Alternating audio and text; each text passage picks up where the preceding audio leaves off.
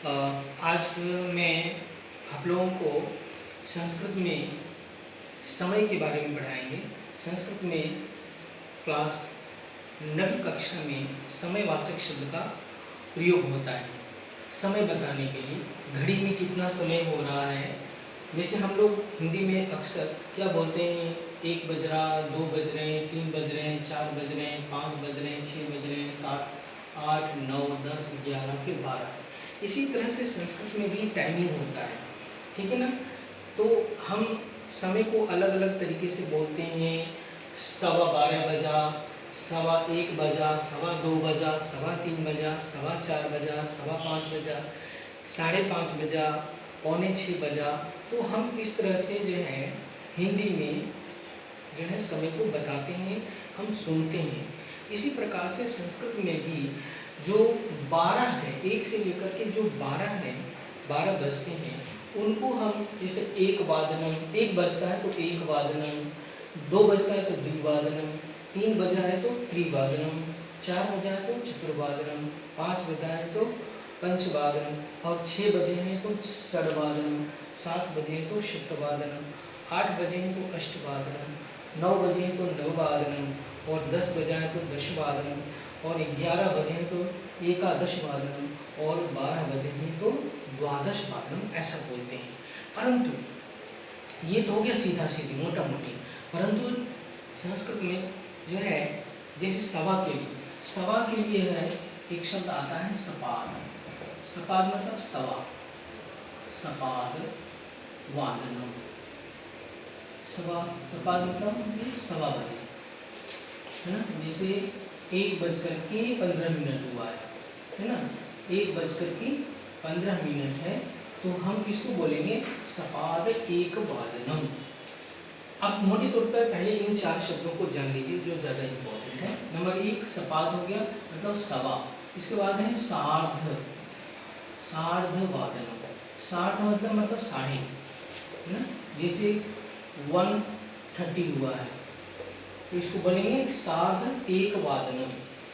इसी तरह से 1:45 बजा है ना, 1:45 बजा है तो पादोन 1 वादनम।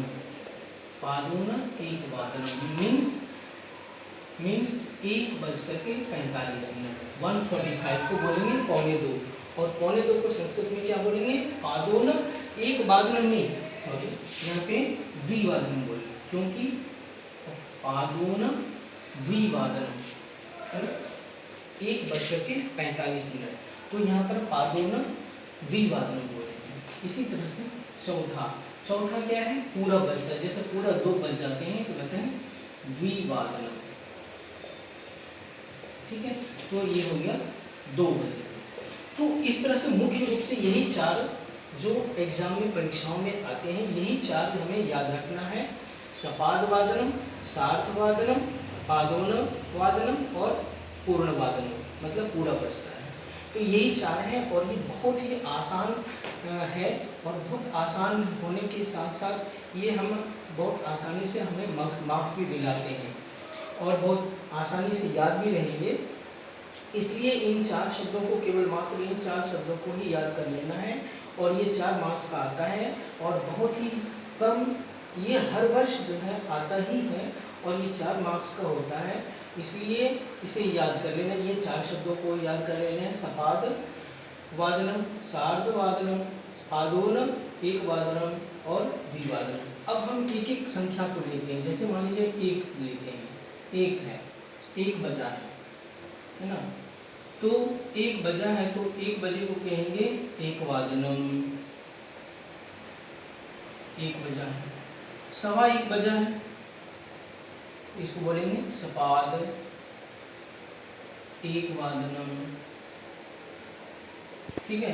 फिर मान लीजिए 1:30 हुआ है तो क्या बोलेंगे, सार्ध 1 वादनम। फिर मान लीजिए 1:45 हुआ है, इसको क्या बोलेंगे, पादोन। पादोन मतलब कम, पादोन द्विवादनम। और फिर पूरा 2 बज गया है तो क्या बोलेंगे? द्विवादनम। इसी तरह से मान लीजिए 2 के बाद है, 2:15 है, 2:15 है, तो क्या बोलेंगे? सपाद द्विवादनम, सपाद द्विवादनम। इसी तरह से 2:30 हुआ है, तो क्या बोलेंगे? सार्ध द्विवादनम। और 2:45 हुआ है, तो क्या बोलेंगे? पादोन। और 3 बज गया है, तो इसका सीधा हो जाएगा त्रिवादनम। ऐसे जो है ये संस्कृत में समयवाचक शब्दों को हम इस तरह से समझ लेंगे, और इस तरह से 1 बज के या 2 बजे या 3 बजे या 4 बजे 5 बजे किसी भी विषय में पूछ लेगा तो हमें इन्हीं का प्रयोग करना है। 5:15 बजा है तो सपाद पंचवादनम, 5:30 बजा है तो सार्ध पंचवादनम, 3:45 बजा है तो आदून चतुर्वादनम, और 4 बजा है तो चतुर्वादनम। इसी तरह सभी संख्याओं के साथ ये चारों शब्द घटित होंगे, जुड़ेंगे। इस तरह से बहुत आसानी से हम समयवाचक शब्द में का प्रयोग करके आसानी से हम 4 मार्क्स उठा सकते हैं। तो ये था समयवाचक शब्दों का प्रयोग। धन्यवाद।